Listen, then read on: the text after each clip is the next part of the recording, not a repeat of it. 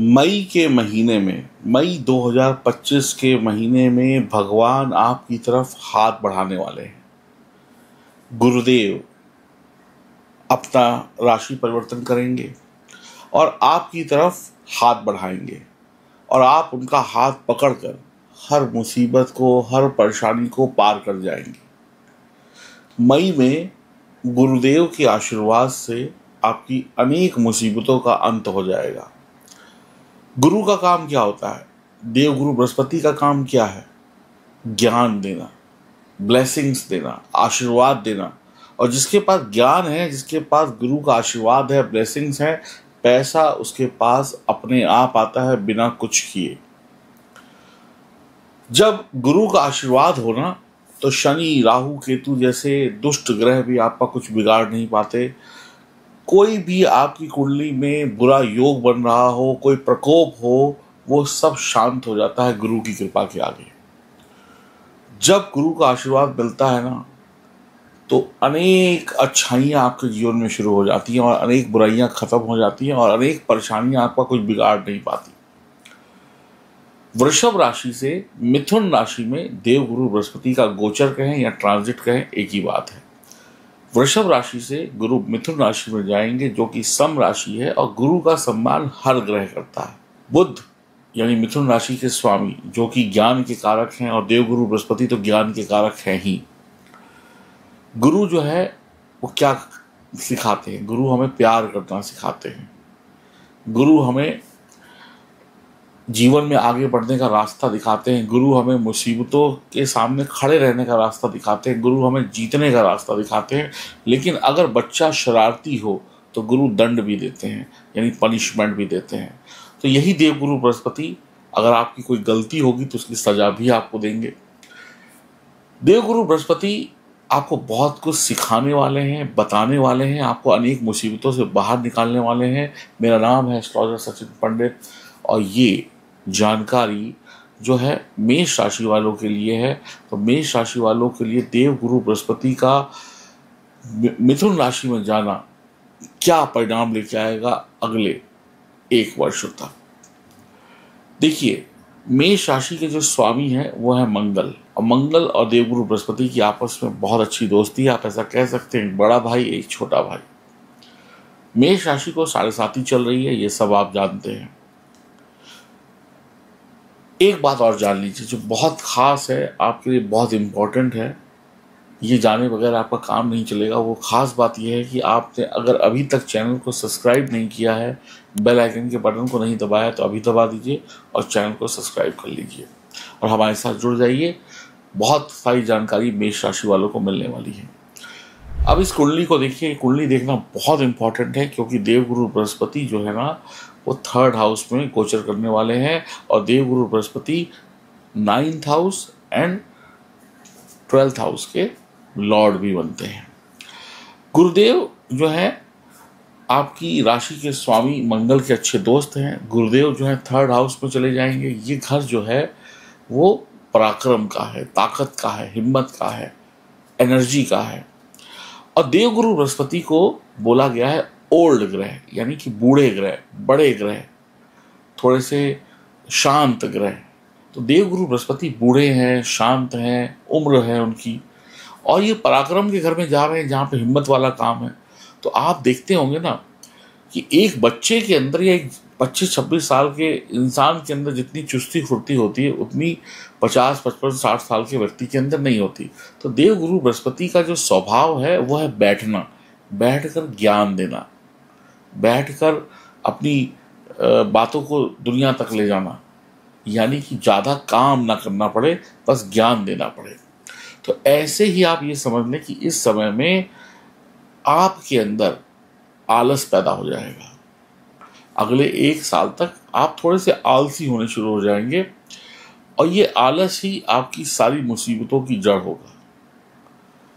अब जो थोड़ा सा गुरु को मोटा भी बोला गया है, बड़ा भी बोला गया है, ओल्ड भी बोला गया है, बुजुर्ग भी बोला गया है, तो बुजुर्ग व्यक्ति बहुत तेजी से काम नहीं कर सकता, स्लो काम करेगा। तो अब आपके भी जो काम है डेली रूटीन के, वो भी बहुत स्लो हो जाएंगे। आप देख रहे होंगे, महसूस कर रहे होंगे कुछ दिनों से कि अब आप ज़्यादा सो रहे हैं, देर से उठ रहे हैं, या ऑफिस में बैठे बैठे भी नींद आ रही है, काम करते करते भी ऐसे ऐसे हो रहा है, आंखें बंद हो रही हैं, रात में ठीक से नींद नहीं आ रही, यानी आलस बढ़ रहा है, आपका रूटीन बिगड़ रहा है, खाने पीने से लेके उठने का, सोने का, ये सब कुछ बिगड़ता हुआ आपको नज़र आ रहा होगा। अगर आप ये महसूस कर रहे हैं तो ज़रूर कमेंट बॉक्स में लिखिए कि आपको कैसा महसूस हो रहा है। क्या आलस बढ़ गया है? बताइए। गुरु ज्ञान दे सकता है, पंडित ज्ञान दे सकता है, लेकिन भागदौड़ नहीं कर सकता। बैठ कर अब आप बातें करेंगे। अब आप कहेंगे अरे छोड़ो यार, घर पे बैठ के काम कर लेते हैं, कहाँ जाएंगे, घर पे ही काम कर लेते हैं। अरे रेस्टोरेंट में खाना खाने की क्या ज़रूरत है, घर पे ही मंगा के खा लेते हैं। अरे मैं नहीं आ रहा तुम्हारे घर, तुम मेरे घर आ जाओ, कि मुझे चलना ना पड़े। ये आलस, ये शरीर में जो है ना एनर्जी की कमी, मेहनत ना करने की आदत अब आपके अंदर आ चुकी है और धीरे धीरे बढ़ेगी, और यही आपको परेशान करेगी। तीसरा घर हार्ड वर्क का है। अब जो बड़े बुजुर्ग होते हैं वो हार्ड वर्क नहीं करते हैं, वो सिर्फ दिमाग से काम करते हैं। तो अब आपका शरीर मोटा होगा, अब आपके शरीर के अंदर बीमारियां आएंगी, जैसे खाया पिया बिस्तर पे बैठ गए, खाया पिया सोफे पे बैठे हैं, या खाते जा रहे हैं और काम करते जा रहे हैं।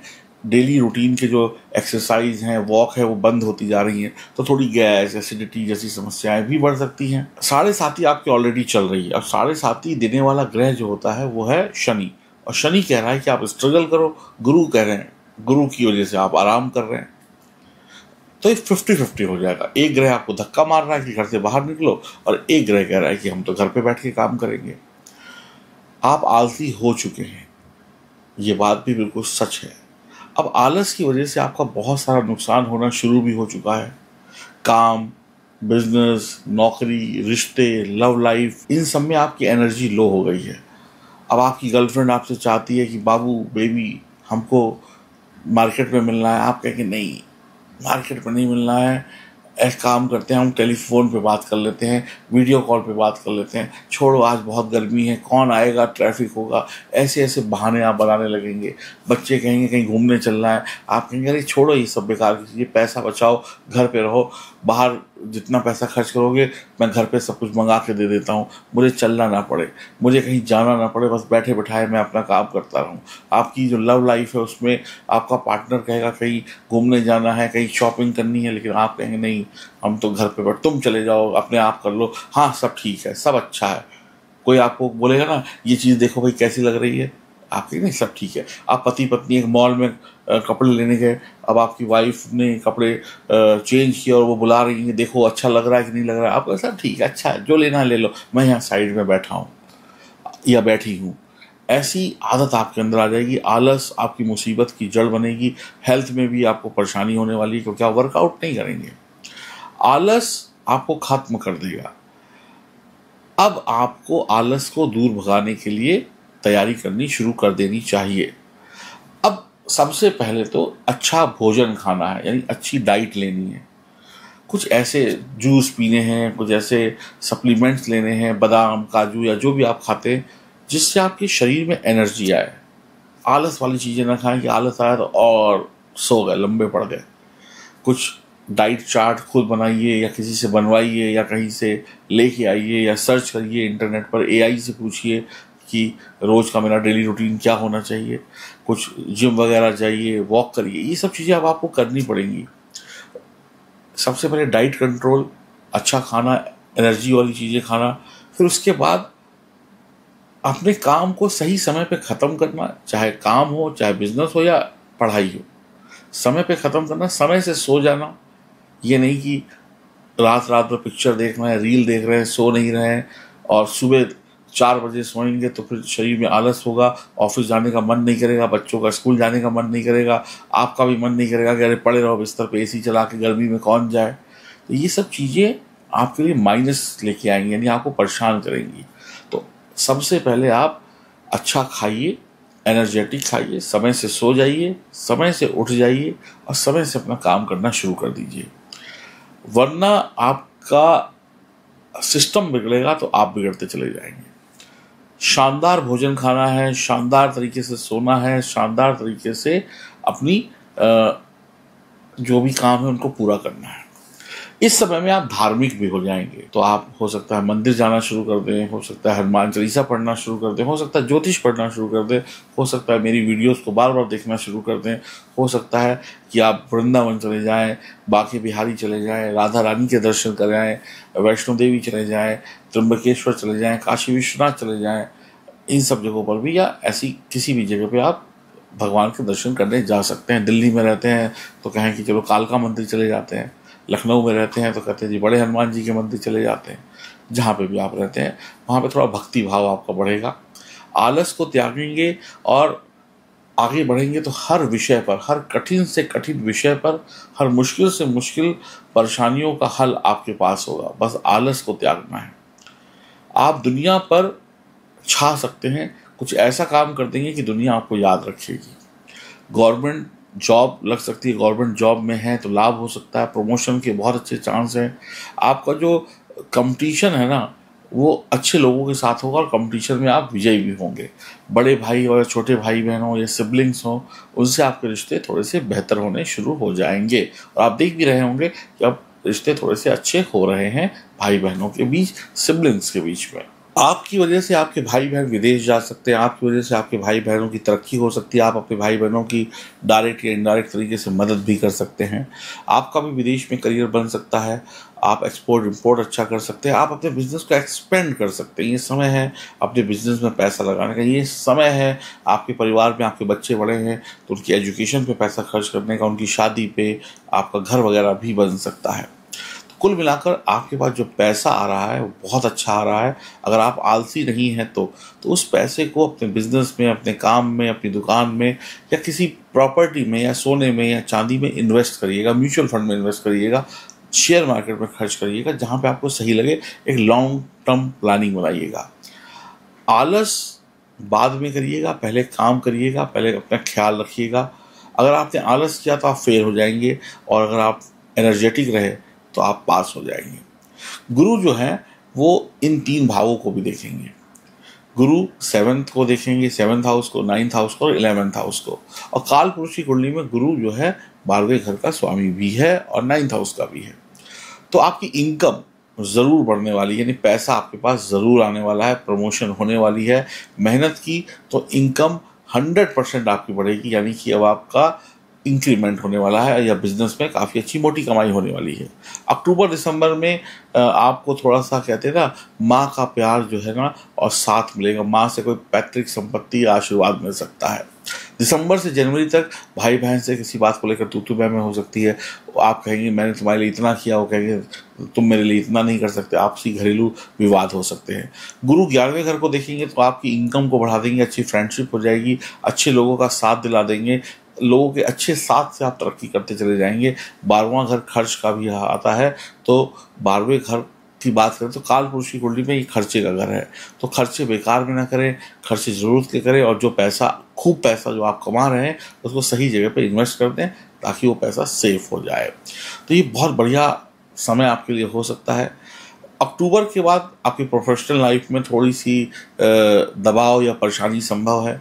हो सकता है कि आप कि बॉस आपसे कहें कि काम करो और आपके अंदर आलस है, आप काम ना करें, आपके ऊपर वर्कलोड ज़्यादा हो जाए, आप कहेंगे मैं तो इतना ही कर सकता हूँ, आपकी टाइमिंग्स बढ़ जाएं या आपका ऑफिस दूर हो जाए, आपका ट्रैवल बढ़ जाए, आपको नौकरी ही नहीं करनी है, तो आपका प्रोफेशन भी चेंज हो सकता है, नौकरी भी चेंज हो सकती है। खासकर उनकी जिनकी भी जीवन की दूसरी 7.5 चल रही है, तो बदलाव आपके करियर में हो सकता है। आपकी बॉस की डांट पड़ सकती है जिससे आप नाराज होकर नौकरी छोड़ दें, ऐसा भी हो सकता है। तो आपकी मेंटल हेल्थ भी आपकी बढ़िया रहेगी, आपकी सोशल लाइफ भी बढ़िया रहेगी और बाकी सब कुछ भी अच्छा रहेगा। तो इसमें आपको इस चीज़ का ध्यान रखना है कि आलस नहीं करना, क्योंकि 7.5 में जो व्यक्ति आलस करता है उसका शनि और ख़राब हो जाता है।